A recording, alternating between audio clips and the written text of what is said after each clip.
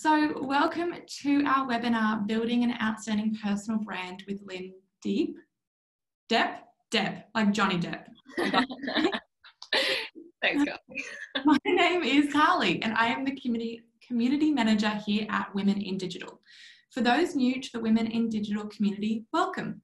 We are all about connecting, educating and empowering our way to diversity in digital. And today's webinar is all about building an outstanding personal brand. When people know your name, the great work you do and what you stand for, you automatically attract the right people and even jobs into your network. I have seen firsthand the importance of building a personal brand. Everything just seems to flow a bit easier. Job opportunities become easier to identify and some will even come to you, which is awesome. Industry reputation is built much quicker. And for us in network-based roles, work becomes easier to attract. And what many people also forget to remember is your personal brand and the perks it brings can also help you negotiate a higher salary, and who doesn't want more money? This webinar is going to focus on what a personal brand is and why it is a game changer for your career.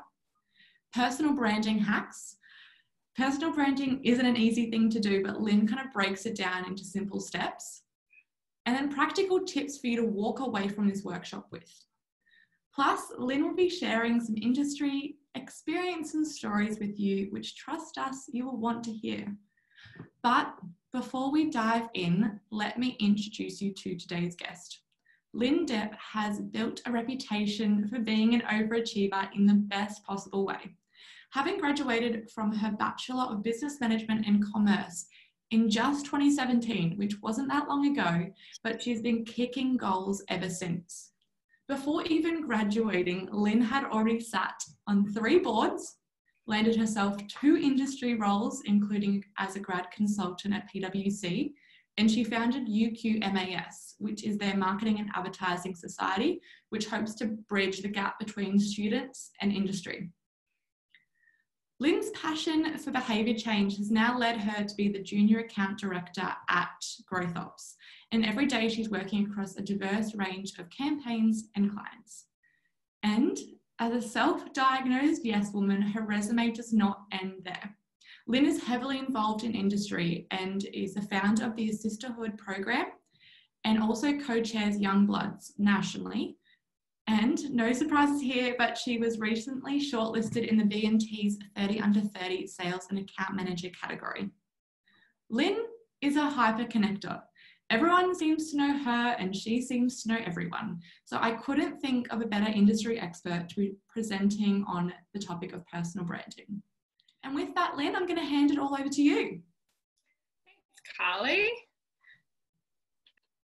Awesome. Well, Carly, that intro was amazing. Thank you so much for doing that for me and also having me here and giving me a stage with Women in Digital. It's really full circle for me because for me, I actually was involved in Women in Digital way back when I was a student, and it was probably one of the first breaks that I had in terms of connecting with the right people and connecting with the right people, finding out more about the industry and really just being around super supportive women in the communication space. So what I wanted to do today was talk about my learnings about building a personal brand and how that's helped me along the way. I started off really doing this accidentally, and then I started to find out more things that worked, and then now I've sort of got a more robust strategy and doing things more strategically and tactically as I go along. So without further ado, I'm going to get started on my presentation. And yes, if you do have any questions throughout this presentation at all, please drop them into the notes and into the Q&A and the chat box that we have in Zoom. I'm more than happy to answer any questions because this whole personal branding experience really is subjective and everyone is different, and I'll outline why it's tailored to each person as we go along. So let's start. a bit more about me. Carly did a really great job of selling me in. And when you put it all on a page like this is sort of what it is encapsulating. So this is my LinkedIn profile. I work in advertising, so think Mad Men. I work with campaigns and brands every single day. I'm also really hugely involved with the industry. So Carly mentioned that I was involved in Youngbloods. I get a chance to work on that nationally. So I am working in the industry group that connects young people in advertising, not just in Brisbane, but also in Melbourne and Sydney, Perth and Adelaide as well, which is a really, really interesting role and one that I hold close to my heart, being part of the advertising industry as well. And then I am also the founder of the Assisterhood program, which is the mentorship program connecting young females with senior female leaders in the industry. And it's a Brisbane-led camp initiative, and it started in 2018. We're 3 years strong, going into 4 years next year. I'm busy planning on that. So it's a bit about me and what I do. I do like to keep busy, but I love all the things that I do get involved in, and there's a purposeful reason why I'm involved in all those three things, and I'll delve more into that later. So let me go into, before we get into the nitty-gritty, I want to ask you guys 2 questions. Personal branding for me, and for me personally, has always been a bit of an icky sort of subject. And I know that's weird to say because I'm presenting about personal branding today, but I think as a female in the industry, as a young person coming through, you feel a really deep sense of imposter syndrome as you go through the industry, because one, you're always second guessing. Do you actually feel like you're stepping into the role? Do you have the expertise? Do you have the knowledge to step into this space? And secondly, what can I own as a personal brand? What am I even good at? So I really want to unpack that today. Personal branding is really all about, for me, understanding your story and owning that story and using that to leverage what your career goals are. So my first question is, if you feel icky about personal branding, it's okay. I feel exactly the same, and I'm going to help you unpack that a bit more. My second question to you is, knowing that personal branding is something that you need to work on, do you have a dedicated strategy into actually doing that? I'm going to make a guess and say that you don't, and I'm going to walk you through exactly why you do need a dedicated strategy, or at least to think of it as an extra element as part of your career goals going forward. Why is it important? So Carly touched on this really quickly as well, and Carly, I'll stop talking about you because you've done such a great job of introing me into this section. So why is it important? For me, when I got into the industry and moved from the university space into the industry, what I realized is, and I realized this accidentally, the more you talk about yourself and the more reasons why you give people a reason to talk about you, that's personal branding in a nutshell. It's all about your reputation, right? So why is it important?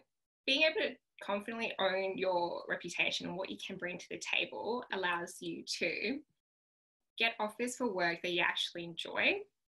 One of the big reasons why I'm a big believer in personal branding and working on your story and communicating that story to the audience is you passively talk about this and other people will also follow your story too. So I actually haven't revisited my resume since I left university.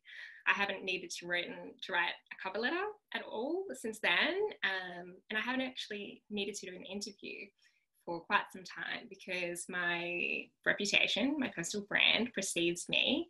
I haven't needed to demonstrate my work or sell myself in an interview space because my work demonstrates that for me. So by being involved in Youngbloods, by being involved in the Assisterhood program, and just passively showing and sharing what I do at work at my agency, I'm able to show what I would in my resume, but in a passive way on LinkedIn. So first thing it does is it gets offers for work that you actually enjoy because you're putting that work out there into the world. The second thing that it allows you to do is say no to things. Because you have your own personal brand out there in the world, people know what you're good at. It's as simple as that. So once people know what you're interested in, what kind of work you're involved in, and what your specialties are, naturally you get to say no to things that people come to you with. The third point I want to make on why it's important is because you get to make a difference because people listen to experts.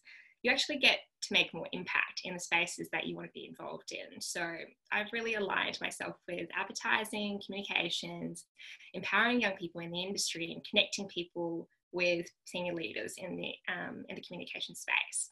And I've become the go-to expert in this space, not only just in Brisbane, but in Queensland, also nationwide as well. So being aligned with the mentorship program, with Assisterhood, and also with Youngbloods in that space, I've been able to make an influence in those circles, because people come to me to say, what are you doing with the Assisterhood program? Can we partner with you? Can we leverage that brand even more and align with you on what you're doing there?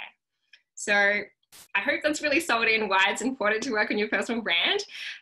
Just to summarize, you get more time, you get to say no to things more often, and you could get to make more impact as well.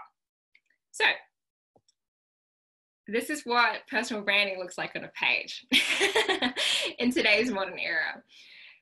I want to ask you all to do an exercise. I want you to search your name on Google and see what comes up in the search results. For me, it looks like this. This is a real reflection of what I just talked about before. This spread here shows that I'm involved with different industry awards. I'm really involved in the industry, but also in circles where I sprout myself as well as wanting to help out and give back in the industry. So this is what personal branding looks like for me. And I'm going to show you how you can do the same thing for you. Let's get theoretical. This is a good slide to cue in. So in my day job, I get a chance to work with brands every single day. So I get a chance to work on government campaigns and brands that you all know and love as well. And in my day job, I get to nudge, manipulate, change all these different messages to change behavior. I get to do this every single day. And I thought, why can't we actually do this for ourselves, right? Brands are something that are theoretical. It's intangible as well. So can we apply those same learnings to yourself personally? I want you to have a look at this slide. It is, I'm hoping that you recognize all 10 of those brands that are on the screen, because they're the 10 most famous brands globally. I'm only showing a portion of each of these brands because I want to cue in just to say that you only need a small section of each of these visually to even cue in maybe automatic sensations or thoughts and perceptions of each of these brands. And if I was to hone in on Nike, for example, I'm going to ask you to think, what are 3 adjectives you would use to describe Nike? I'm going to let you guys sit on that for just a moment, and then I'll explain why we do that exercise.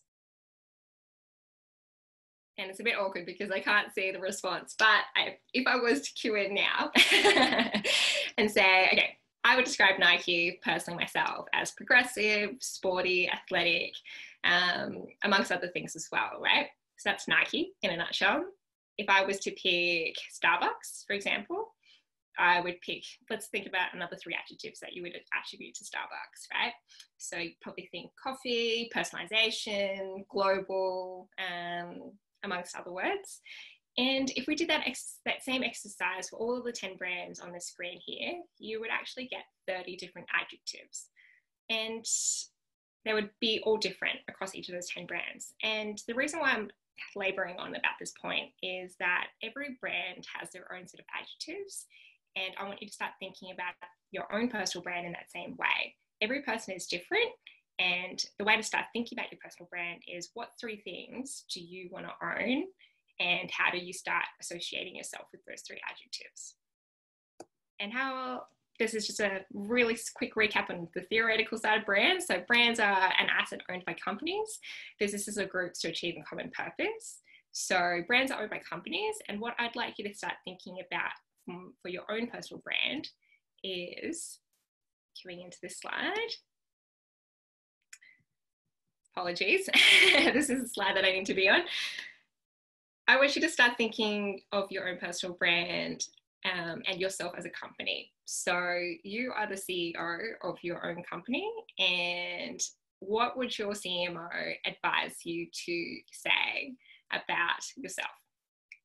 What would your CFO, for example, ask you to invest in to make sure that your CMO's activities are going the way that it should be?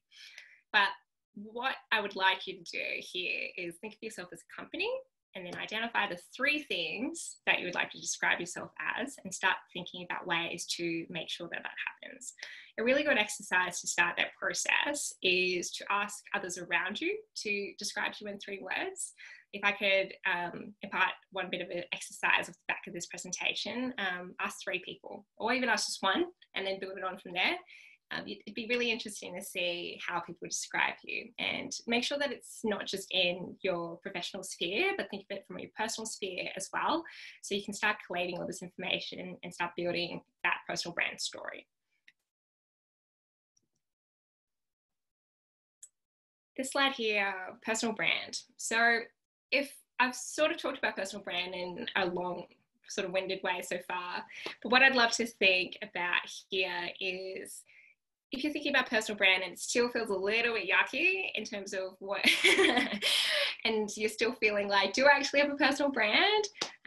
What I would like you to reframe that to is your personal brand is your reputation.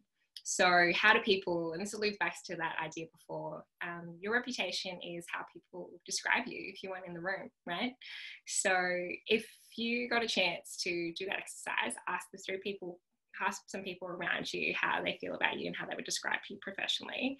What do those 3 words align to how you would describe yourself as well? So, and if they don't, this is your starting point. How do you actually start bridging that gap between what you want to be known as and how people perceive you today? All right, let's get into practical things. So I'm going to call these truth bombs, and I've got 3 of these as we go along. So truth bomb number 1, to actually starting the process of thinking about your personal brand and ways you can start to reach that. My truth bomb number 1 is that the hardest step is always the first one. How many times have you set a goal and sat on that goal without actually making any action happen, and just sat on it and not created any action, right? But what you realize is when you go the first time, it just makes it so much easier. So that's what I'm trying to get at with this insight here. This quote is from Philip Wang from the Wong Fu Productions, and he had a commencement speech way back. And this quote really, really resonated with me when I came across it in my university days. And he says, "I didn't chase my passion, but I became passionate about what I chased." Up to this point, I've really been honing in on all the things that I've been involved in, but I started from 0 at some point, right? And you've got to remember that all the greats did that too. All the greats, all the people that work at Nike, Facebook, all those, and Microsoft and all those companies that we all look up to, they all started from a garage or somewhere where they didn't actually have the skills to where they are today. And so you've got to start from somewhere. And for me, this is my starting point. When I was at uni, I actually switched degrees 4 times before I landed on a marketing and accounting degree, which I came out of, which I don't even use accounting anymore, but that's not the point. So what I really want to convey here is that I wasn't sure what I was passionate about, but what I really wanted to do was be quite passionate about what I wanted to do and what I was passionate about. So I tried lots of different things. So in that way, how I did that, I started with why, and really asked myself the question of what do I enjoy, what's my dream job, and who do I look up to? And I did this in multiple different ways. One of the ways that I did this was actually start reading about people that I look up to. So there's multitudes of books out there that you can read. But one of the most purposeful ways that I did this was actually start stalking people on LinkedIn.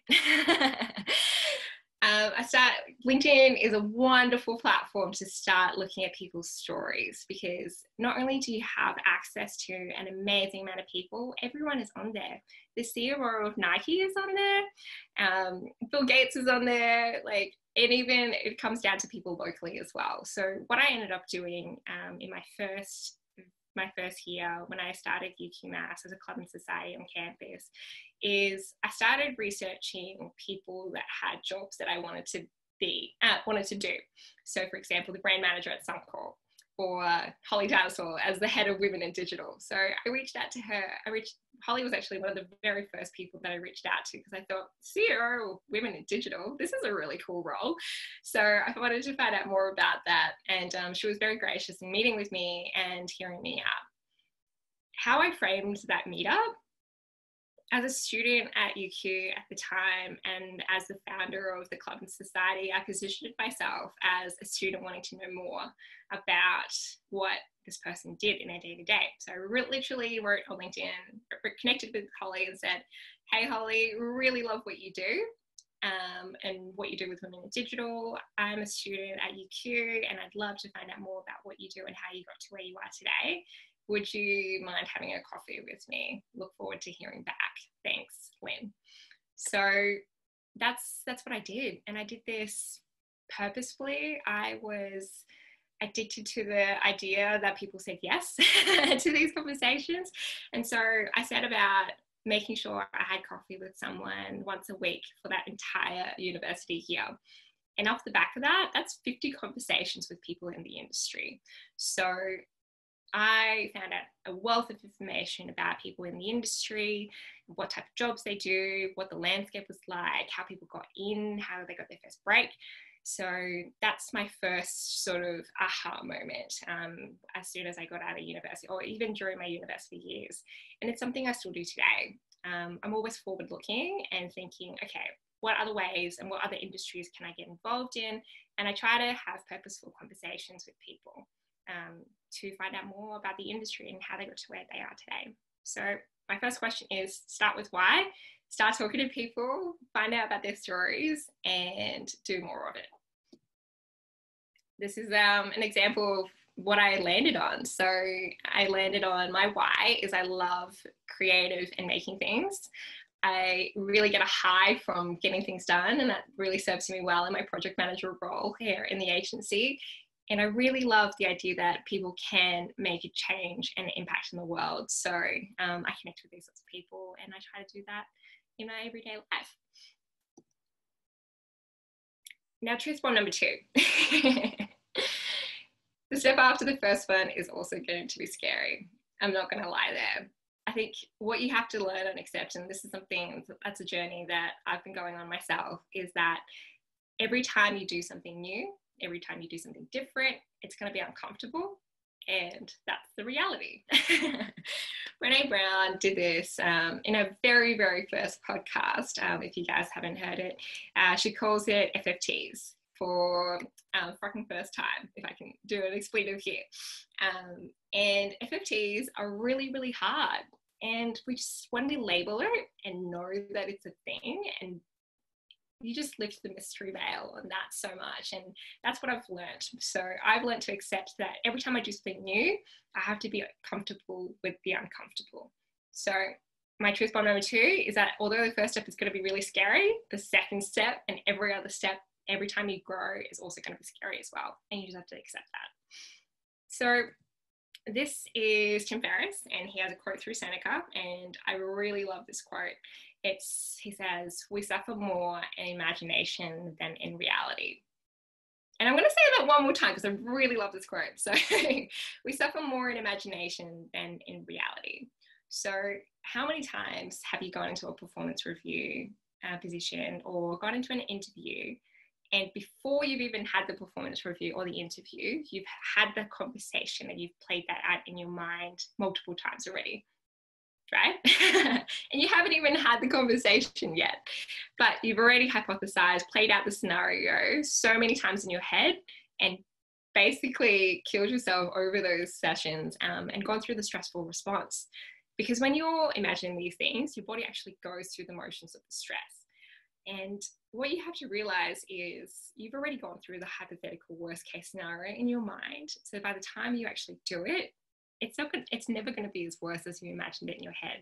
So that's why I love this quote, because it reminds me and grounds me that I just need to accept that it's going to be hard and it's not going to be comfortable, but that's okay. And that's what I want to ground here. Another thing that I wanted to impart here is the idea of fear setting. So Tim Ferriss has this great TED talk that talks about fear setting, and I'm going to give a 30-second summary of what that's about. And essentially he goes through this practice of, we all go through this practice of goal setting. So he calls a slightly different process called fear setting. And what you do here is you sit down, you think about 3 fears or 10 fears, or a number of fears that you have, write them down is the first step. The second step here is to write down the worst thing that could happen if those fears happened. And then the third step is to think about, okay, how do we actually stop that worst thing from happening? So I'm going to walk through an example of mine. That is public speaking. One of my fears, probably this time last year, I've done a lot of public speaking since then. So one of my fears was public speaking, and speaking in front of strangers, and speaking about any subject matter. It's something that is unavoidable because of my job, because I'm a client-facing project manager, and I'm having these conversations all the time, presenting ideas. So it was something that I knew that I needed to work on. Now I wrote down that fear of public speaking. Step 2, what's the worst thing that could happen if that fear came to life? I stumbled, I made a mistake, I forget what I said, I forget I came late, I went late to the public speaking gig. So when I wrote those things down, I realized they're actually not that bad in relative to other things that could happen. So, and then what I did then, the third step in that fear setting process, is actually wrote down an action on how to mitigate all of those things. So 1, make sure I'm late, make sure I'm never late to a presentation. Done, easy. Make sure I have 10 minutes beforehand, just so I have that breathing space. Reminding myself that people don't know what I'm about to say, and if I forget something, the audience doesn't know that I've forgotten that piece of information. So knowing that and owning that information. And I guess the third thing is being prepared. So I make sure that every presentation that I go into now, or any client meeting that I have, is that I do prepare and rehearse what I'm about to say, just so I have that security that I've gone through already in my head and I'm about to go into it not 100% blind. So I actually do this process of fear setting every 3 months alongside my goal setting process. So I make sure that I'm growing every single time that I do this. So my step 2 here is make sure you do this process, make a plan, reverse engineer it, and then actually do it. And the 5th step there is evaluate. It's really important as well. And I'll go into that more next. Truth bomb number 3. There's something magical about a to-do list. And there really is. There's something about writing something down and actually having a little checkbox and ticking things off that encourages you to go to the next thing. So I want to impart on you the wisdom and advice that once you have things written down, you can actually make a plan to do something about it. And this is what Sheryl Sandberg says about this. We cannot change what we are not aware of. And once we are aware, we can help with change. So really encapsulates that to a T. So once you start writing things down, once you get things out of your head and onto paper or on a note or on your phone or in an app, you can't help but start tracking that and start bringing it up in conversations. So this is what I really love about this. My goal setting process and fear setting process, once you start writing things down, once you actually start making a plan, once you start connecting with people, you can't help but start to do more of it. So my point here is to make sure you have a plan and do that again. The other part of the goal setting process is to make sure that you ask for feedback and you have a chance to actually evaluate your progress. So I talked about at the start about networking and how I reached out to people on LinkedIn. I think I have this on the next slide, but I have a confession, and that as much as networking is something that we all we all know we have to do it. I love meeting new people and understanding your stories. So I love asking for feedback. Because I'm always thinking about what's the next thing that people can do, understanding how people have done it before, and bringing it into my own sort of story and an arsenal of things that I can do. And that's part of my own personal brand as well. I've made a very conscious effort now in the last 12 months to start talking not only about my wins and what I do and my successes, but also things that I'm working on as well, because then I can start learning from other people that are doing the same thing and start opening the conversation that it's okay to be a work in progress at the same time.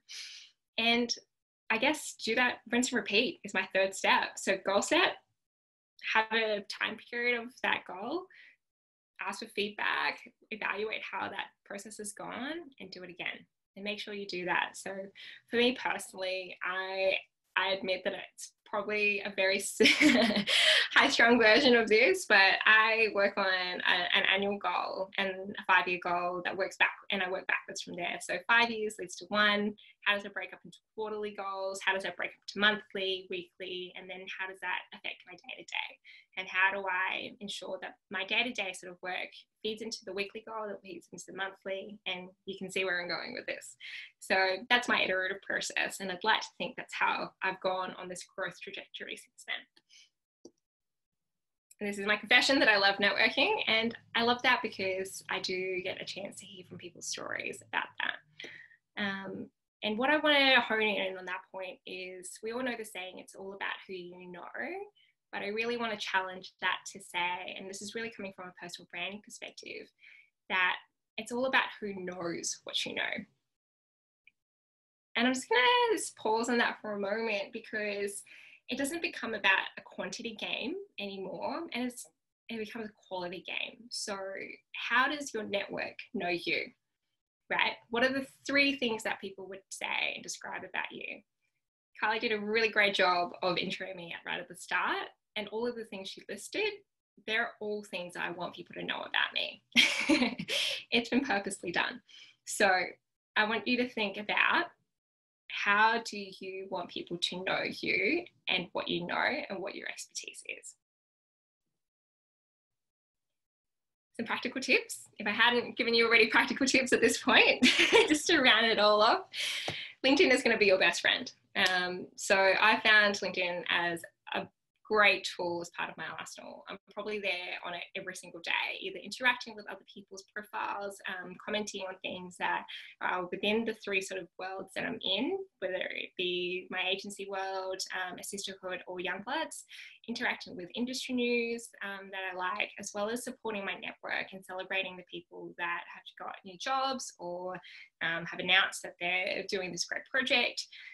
So really get active on LinkedIn, because the more you interact with other people's sort of content, the more your name comes up. The more you post, again, you're being active in people's feeds, and there's a purposeful way of doing that, so you're always in the back of people's minds. And this allows you to get that job that you're thinking about, or get into people's spheres when they start thinking about what sort of work that they want or what team they sort of want to bring together. My last little point there is find accountability. So I would say that it's hard to be a self-starter. I find this in myself as well. So this is why I love talking about my journey and where I've got to and what I'm doing all the time, because I get to share what I'm doing, but also hear what other people are doing as well. And then the next time I see them, they're always checking in on how I've gone on that little thing. So find accountability in that way. My last little touch point on practical tips is, you're not just lucky. And what I mean by this is really honing in on your personal brand and owning your story. I read a book recently that's been a catalyst for a lot of things that I've done this year, by Jamila Rizvi. And she talks about owning your wins and owning your story, and not believing in tall poppy syndrome and that you weren't in the right place at the right time to be successful, and it just didn't happen and fall into place. You worked really hard to get to where you are today, and you should absolutely own that. So I'm starting to have those conversations with people and starting to pick it up in my own language every single day about where I've picked up.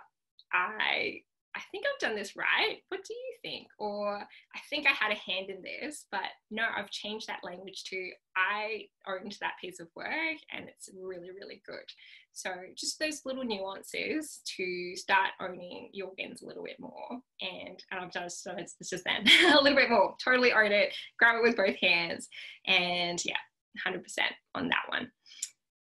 And I think that's pretty much it. I just had some closing notes here, and that's just to summarize a lot of the key actions that I've gone over the last little bit. And to start doing a self-audit.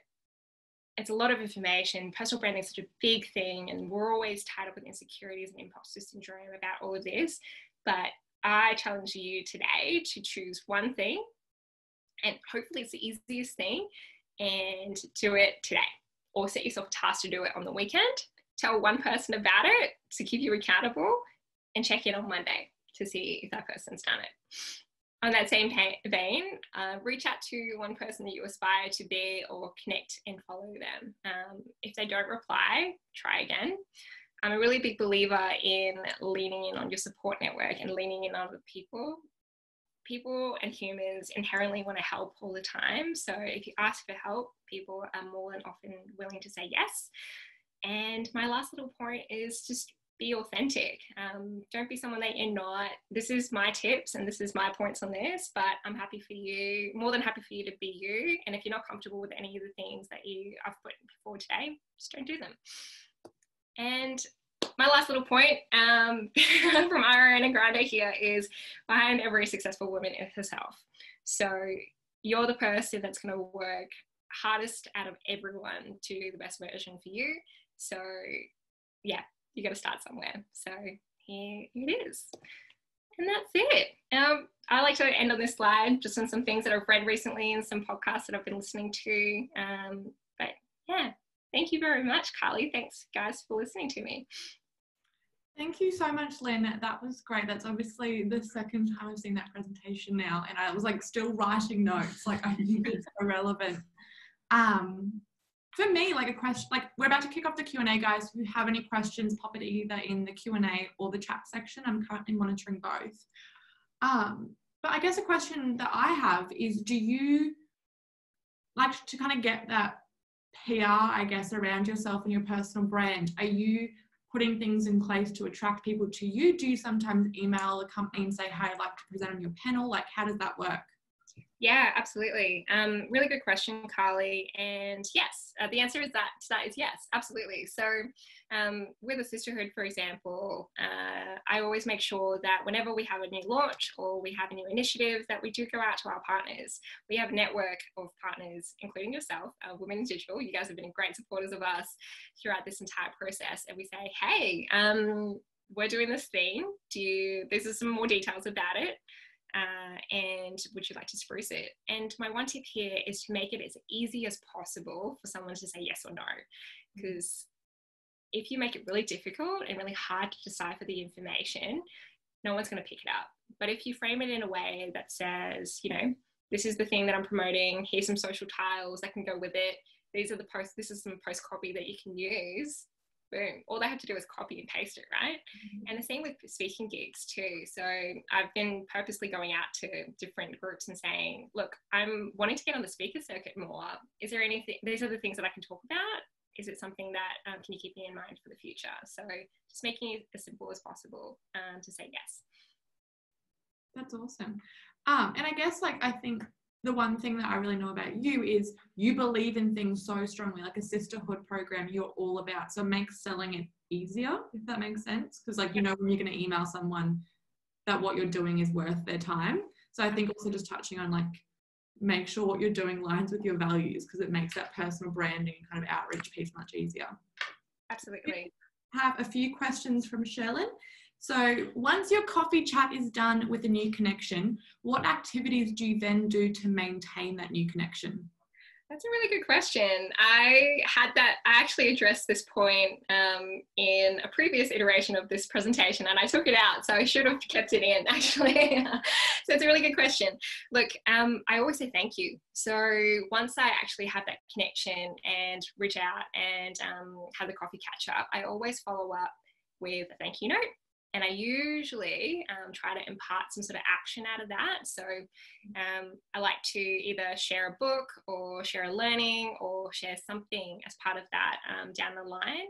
And what I often try to do as well is open the communication to say, if I had a question down the line, would you be open to answering that question too? So just to continue that conversation going on, so, and have that open dialogue too. So that's my next step after a coffee catch up. Like Lynn and I met via coffee, and like I can like she does like every 2 to 3 months she'll just kind of circle back with this fun resource or an idea that she wants to throw past me, and it's just those little touch points that are A, genuine, they're not forced, but B, just being like, hey girl, what's going on? Yeah. What's happening? It's just a really friendly, soft way. I never see a message from Lynn and go, oh God, what does she want? I'm always like, cool, like what's news today? So just making sure that when you do have those touch points, they're like consistent, but also genuine, not forced, I think would be a big thing that you're great at. Absolutely. And just to follow on from that point as well, like you guys as recruiters, and probably even me in my role in an agency, it's really hard to get into those industries, right? It's really hard to get a job these days. You don't go up to us and say, have you got a job? Right? You've got to go in and do a little bit of research. So like for Women in Digital, I know that you guys have got awards going on at the moment. Like how can we help you within Assisterhood get into that sphere, right? Yeah. So you need to do a bit more research about what that person's done and find a way in that actually relates to them to make it a value exchange rather than a one-off sort of one-sided value exchange. 100%.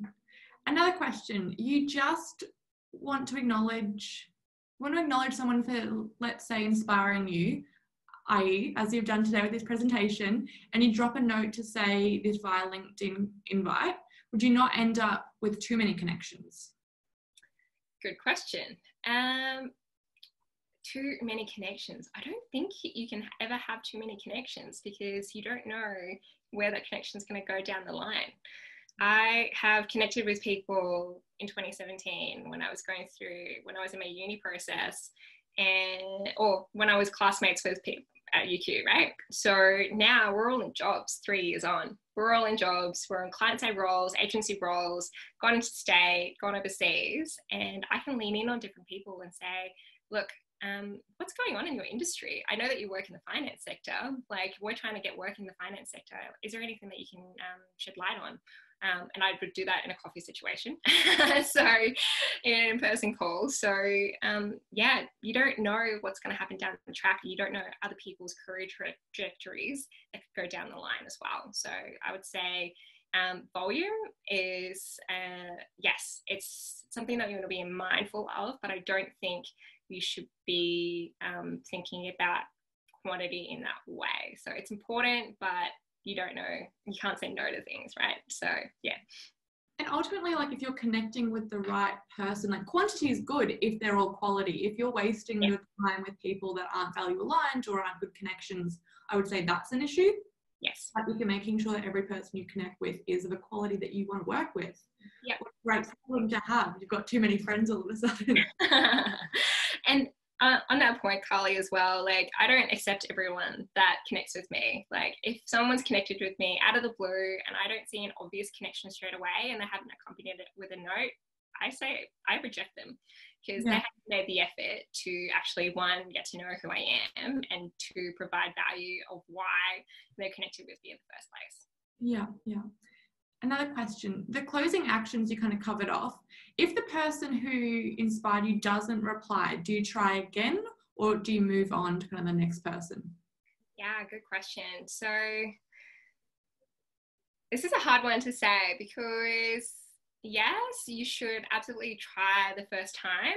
I would always say 1 follow-up is appropriate, but 2 follow-ups is probably a no-go. So that's sort of my unofficial rule to say you should move on to someone else. I love the idea that multiple people can inspire you because multiple people bring different stories. And I think it's really interesting to get a breadth of different experiences to show and to learn from. So I think, yes, there's one person that you probably are inspired by, but there's probably 10 other people that have had similar stories that you don't know about.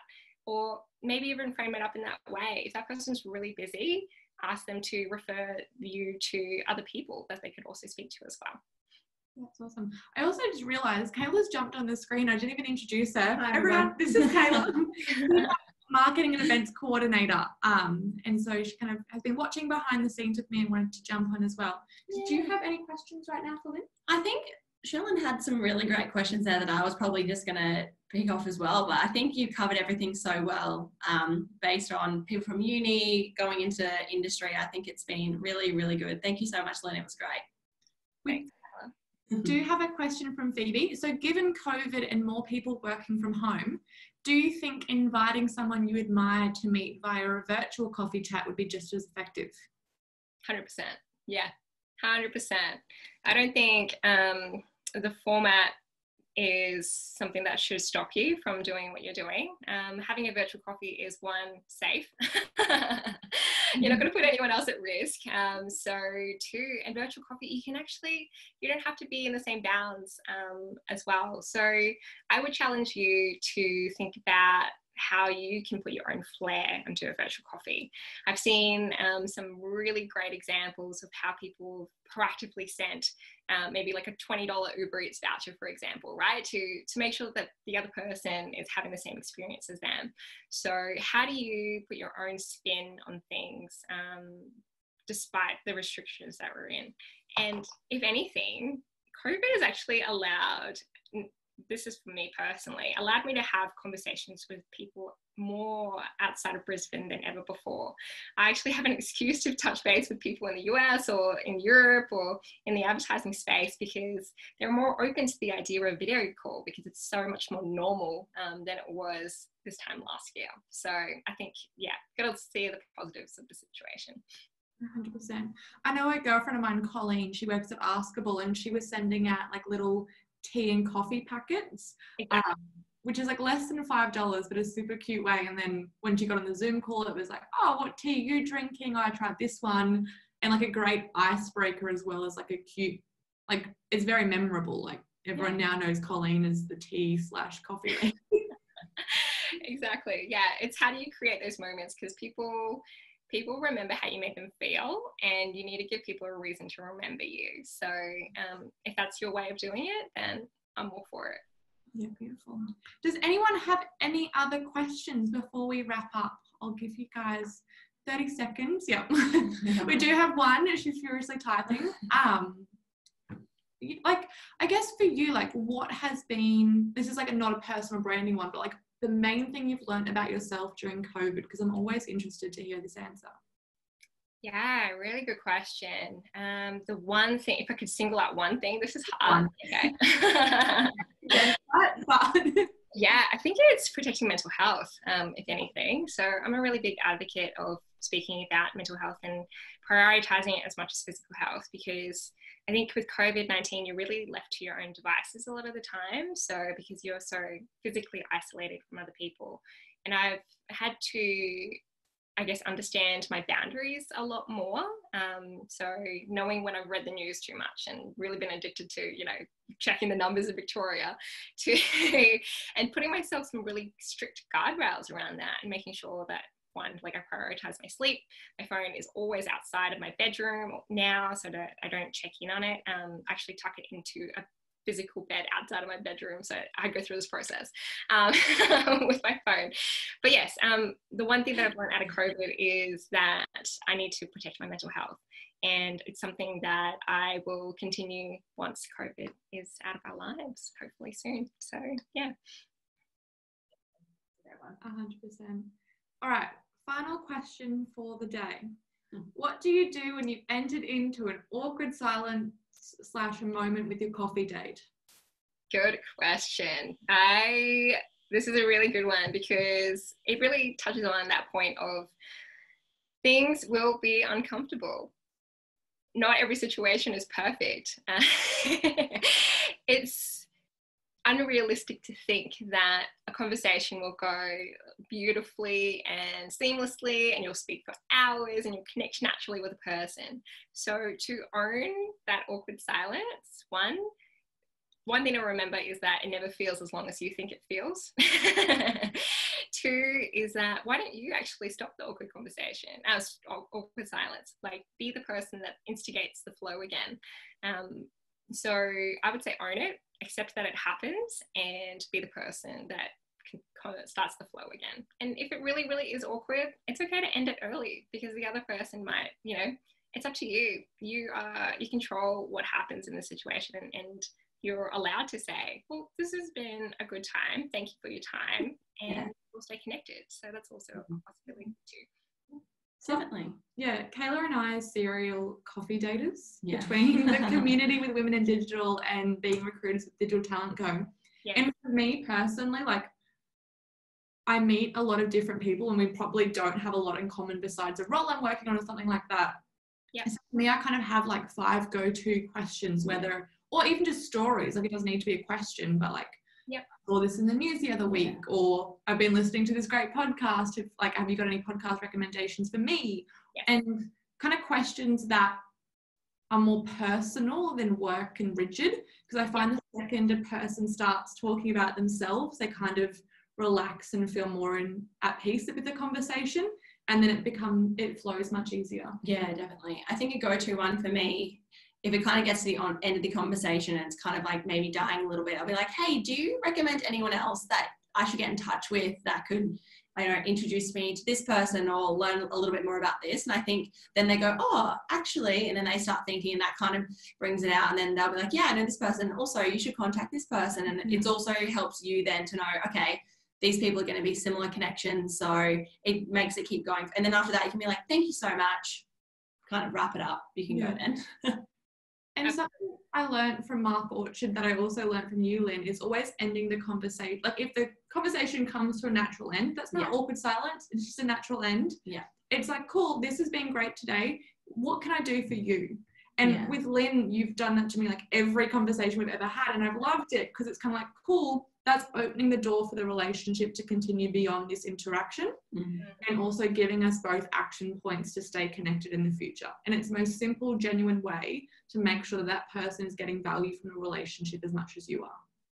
Absolutely. I agree. I've got to admit that I learned that from Mark myself. So